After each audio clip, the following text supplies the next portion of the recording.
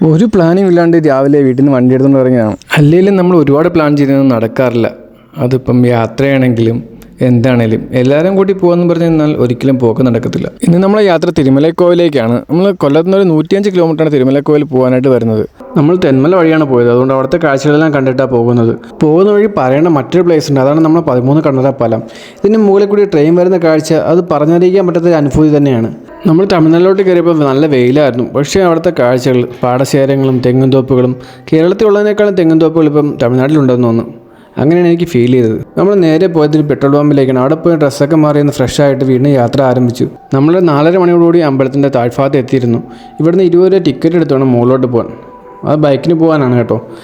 ഈ പശ്ചിമഘട്ടത്തിൻ്റെ എല്ലാ കാഴ്ചകളും ഇവിടെ നിന്ന് നോക്കിയാൽ കാണാൻ പറ്റും. സൺസെറ്റും താഴെ മനോഹരമായ പാടശേഖരങ്ങളും. ഈ കാഴ്ചകളെല്ലാം കണ്ട് നമ്മൾ മുകളിലെത്തിയിട്ടുണ്ട്.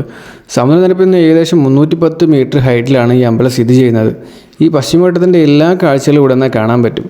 ഇതാണ് നമ്മൾ തമിഴ്നാട്ടിലെ തിരുമലക്കോവിൽ. നമുക്ക് 650 പടി സ്റ്റെപ്പുകൾ കയറിയാണ് ഈ അമ്പലത്തിൻ്റെ മുകളിൽ വരാൻ. ഇവിടെ വന്നാൽ കാണുന്നുള്ള കാഴ്ചയൊക്കെ വേറെങ്ങും പോയാൽ കിട്ടത്തില്ല. ഇവിടുത്തെ സൺസെറ്റും ഇവിടുത്തെ കാറ്റും അത് വൈകിട്ട് തന്നെ വന്നത്. അഗസ്ത്യാർ മുനിക്ക് മുരുകൻ ദർശനം കൊടുത്ത സ്ഥലമായിട്ടാണ് തിരുമലക്കോവിൽ അറിയപ്പെടുന്നത്. തമിഴ്നാട് തനത് വാസ്തുവിദ്യയുടെ ഒരു ഉത്തമ ഉദാഹരണമാണ് തിരുമലക്കോവിൽ. അത് നമ്മൾ ഇത്രയും കല്ലുകൊണ്ട് നിർമ്മിച്ചേക്കുന്നത് കാണുമ്പോൾ തന്നെ അറിയാം. ഇതെല്ലാം പാറ കൊണ്ടാണ് നിർമ്മിച്ചേക്കുന്നത്. അമ്പലത്തിൽ മറ്റൊരു പ്രത്യേകതയാണ് ഒരിക്കലും പറ്റാത്ത അഷ്ടപത്മക്കുളം. ഈ കടുത്ത വേനലിലും ഈ കുളത്തിൽ ഒരുപാട് വെള്ളമുണ്ട്. അതാണ് ഇവിടുത്തെ അമ്പലത്തിൻ്റെ പ്രത്യേകത. നമ്മൾ തിരുമലക്കോവിൽ വന്ന് ഹാപ്പിയായിട്ട് തൊഴുത് ഇറങ്ങിയിട്ടുണ്ട്. അപ്പോൾ ഇവിടുത്തെ കാഴ്ചകളെല്ലാം കണ്ട് നമ്മൾ വീട്ടിലേക്ക് മടങ്ങാൻ പോവുകയാണ്. അപ്പോൾ പഞ്ചായത്ത് ഹാപ്പി അല്ലേ? പിന്നെ ഡബിൾ ഹാപ്പി. അപ്പോൾ പോയാലോ?